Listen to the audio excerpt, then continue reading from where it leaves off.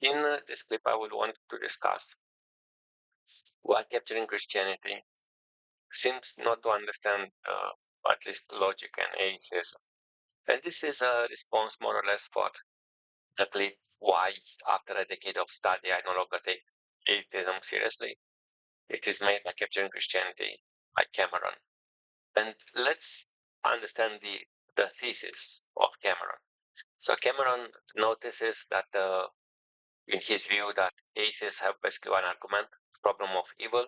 And even if you grant this argument, you just have to redefine God and you are still a theist, a God believer. And so God has just not to be omnipotent and the problem of evil is solved. But the second part is that including you have a fancier God, if just one argument of God to prove God is true, the God is proven. So by far the most reasonable way is to be a theist, a God believer. And let me see some issues. And I found some more than the clip of Randal Rauser, which will be in the description. But let's take. So first of all, let's make an analysis of the problem of evil. And the issue is that is more evil for conservative Christian than it looks like. So first of all, the argument has a formal definition. There is a long discussion about which premises you can use. But one part, which is the most important part to understand, so this is a syllogism, okay? So, and I would assume that everyone would agree that evil exists.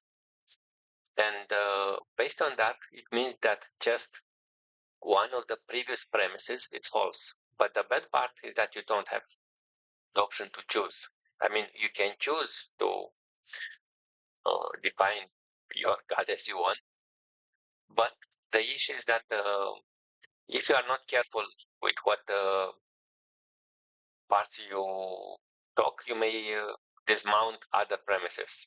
And I don't know why the Cameron says he's not omnipotent, because any of the claims could be false. Like God is not morally perfect or good. And this is one part that it is quite important.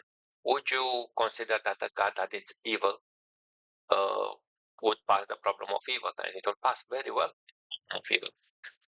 And also it may disprove some other issues, like the when you say that God is whatever morally perfect and is not omnipotent, the God, according to the problem of evil, if you are not too careful on your theodicy or the justification for the problem of evil, you may disprove the atonement, why Jesus died.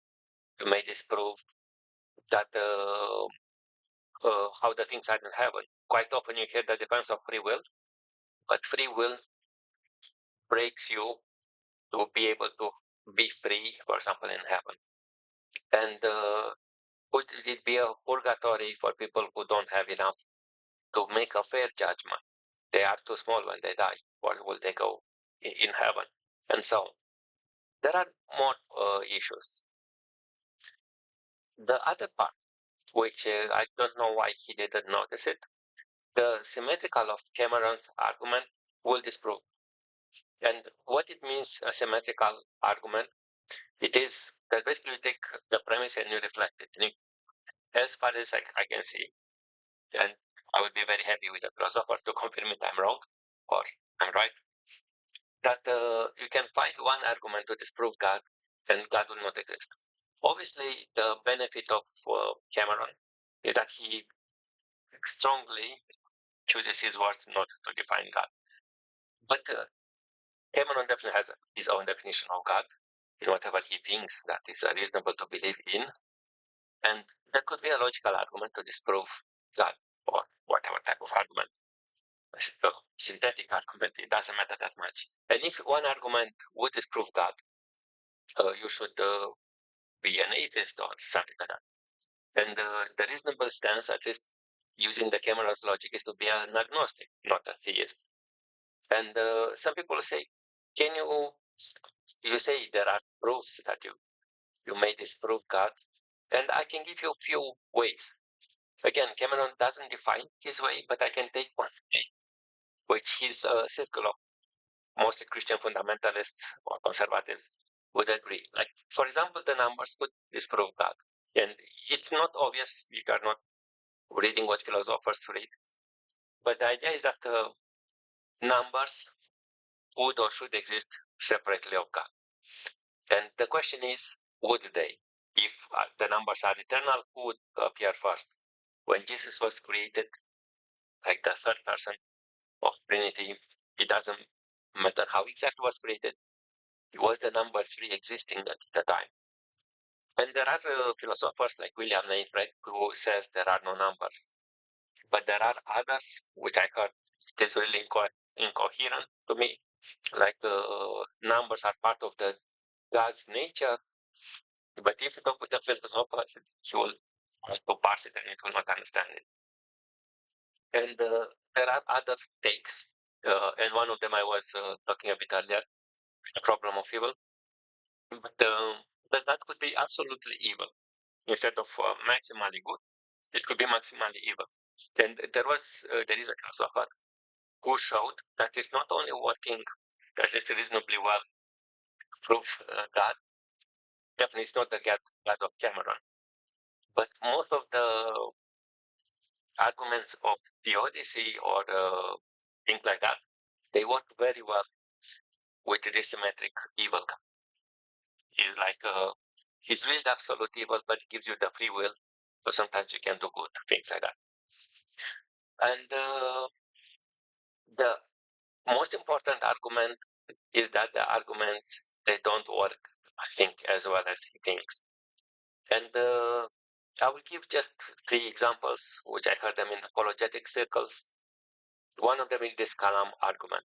I personally think is an atrocious argument, but I will take it for granted. Like Kalaam is a good argument for God, but the Kalaam argument it is based, if you look in how it's published, on the category of arguments which are named Grim Reaper paradoxes. So you can look on the page of Majesty of Reason, who documents many discussions around things like that. And you'll notice that there is a philosopher, Alex Maxpass, which kind of proves again through symmetry, like I do it right now, that if the universe has a beginning, as a consequence of causal finitism, you can prove that everything that has a beginning, like yourself, will have always an end. Not only that you die, so if you have a afterlife with a beginning, that will have an end. This is a consequence of the same thing with Kalaam works with. So sometimes there is a link which I'll put it into the description with this theme, casual finitism and Kalaam with Malpass in the General Majesty of Reason. The other part is like you may hear some claims that you can check them historically. And I will use again an example which I heard quite often as an evangelical. Like you can find the Bible very well in thousands of manuscripts, and even if you don't have those, you can rebuild the New Testament, in particular, out of the citations of the Holy Fathers. And this again is not working as well as you think. So if you look on the manuscripts, this is a distribution. The century when they start to be more or less viable, to say you have more than 100, it is the 9th century. And when we talk about 1,000 per year, per century, we talk more or less the 12th century onward. So if you take this as a ceiling, you can see that for example, the argument that the Bible was not changed and we have many manuscripts is not quite as good. Obviously, if you have many King James Bibles, you can reconstruct King James because everyone has it as popularity. But the historical context is not as good as some people portray it. And Gary Habermas puts the claims in two parts. Even if you discard these manuscripts, you can go with Holy Fathers.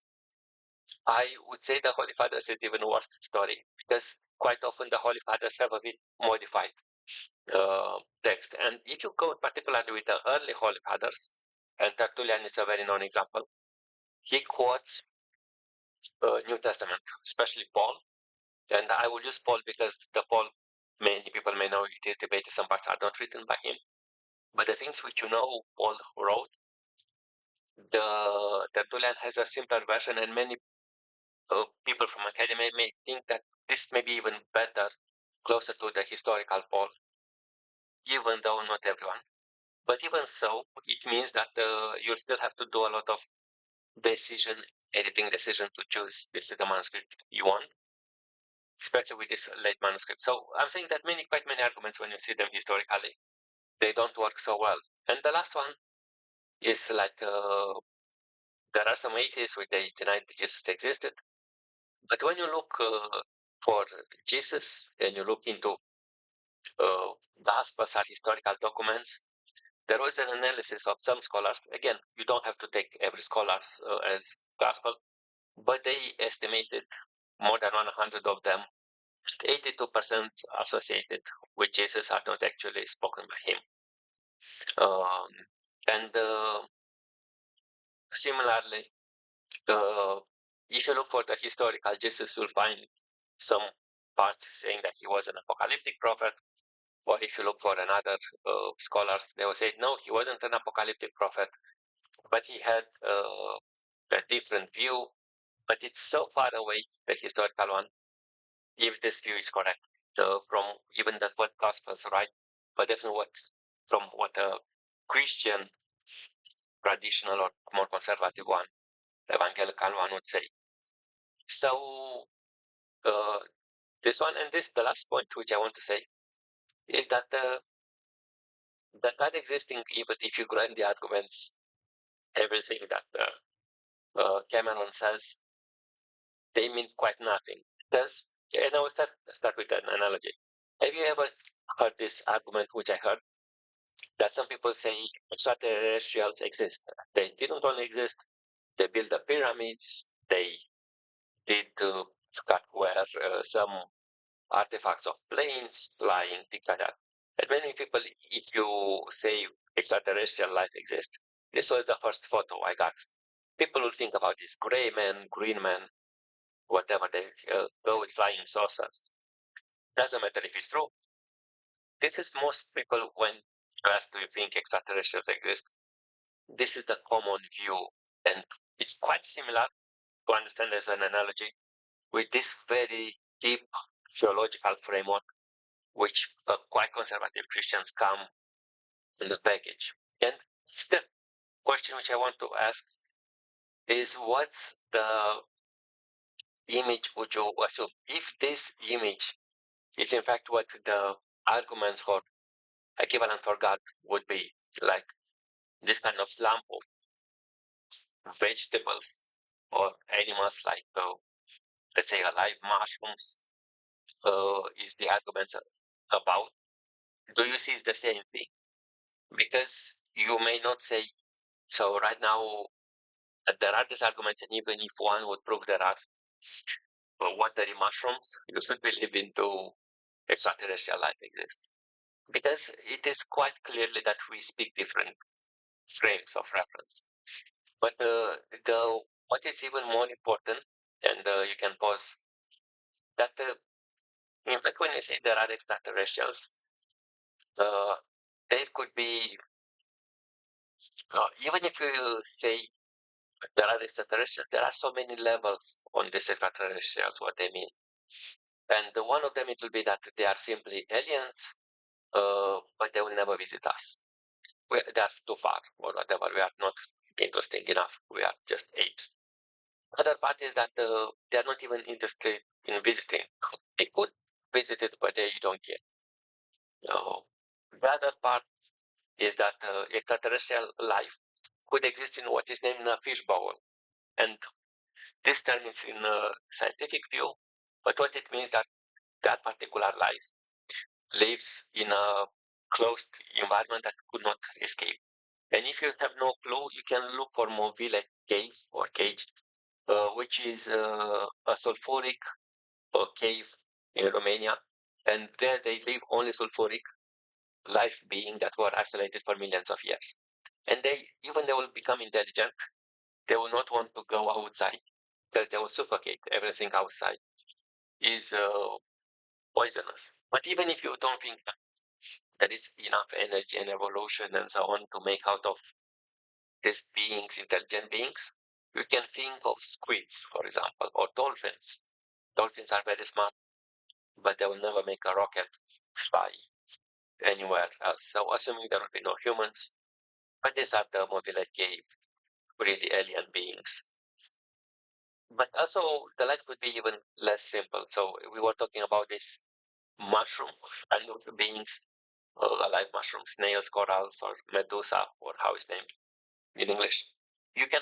This is the arguments which you have. So if, when you get to this squids, this life is not even interesting, even if you grant it. I mean, it's interesting for researchers, but not for. What if it is just a lump of cells or just simple cells? But there is also one part. What if you find just proto-life? And what I mean proto-life is like viruses, which there is a debate if they are alive or not, but it is not still built enough to think like in terms of cell complex systems. Would you still grant it as an alien life?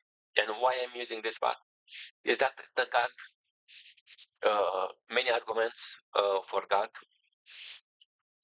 they may say, but the God could be even something weaker as life. Uh, and I can give you some examples. Have you heard what is an emergent God? Or a God that just can make some laws of the universe and lives? Or God is platonic, it's just the balance and something like that. And just to be very clear, it's not the tonic wall, the numbers are part of the God's nature. God is the numbers, something like that. And if that's only God is, and let's say, given or not the arguments that God, let's say it's a conscious God, which gives us numbers, would you say is the same thing which we talk like? And I would say it's neither, it's never like that. So this is why I think the Capturing Christianity seems to keep Christian captures captive, but it's not realistically a serious discussion. And in conclusions, watch also the Dr. Randal Rauser, which talks more about nuances and language used, but this is a more formal critic about philosophy behind it, logic and misapplication of it.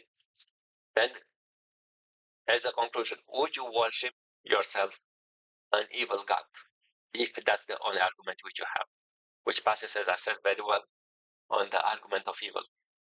Would it make you defend that God? Would you give your teeth and tenth of your revenue to it, even though maybe it will save you because you are evil? At the end of the life, I give you an eternal life. Thank you. Have a great time.